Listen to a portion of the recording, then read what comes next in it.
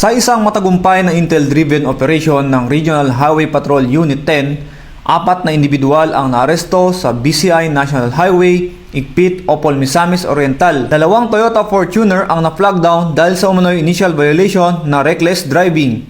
Walang maipakitang valid driver's license ang mga driver at natuklasan din sa loob ng 2 sasakyan 19 na master cases at 16 na rims na pinaghihinalaang smuggled na Canon cigarettes. Wala umanong maipakitang mga dokumentong magpapatunay sa legalidad ng kanilang kargamento. Ipinaalam sa kanila ang kanilang mga karapatan at kasalukuyan silang nasa kustodiya ng Regional Highway Patrol Unit 10 para sa kaukulang disposisyon at koordinasyon sa mga kinaukulang ahensya ng pamahalaan. Ang matagumpay na operasyon ay nagpapakita ng patuloy na pagsisikap ng Philippine National Police at ng Highway Patrol Group na labanan ang mga smuggling at iba pang uri ng economic sabotage at tiyaking nasusunod ang mga batas sa mga pangunahin lansangan ng bansa.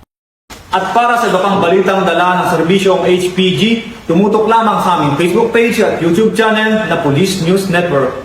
Mula dito sa tanggapan ng mga kampinyo sa kalsada at sa pamumuno ng aming butihing direktor, Police Brigadier General Romel Santa Ana Batangan, ako ang inyong PNN correspondent, Police Corporal Jerin G. Luis, para sa Police News Network.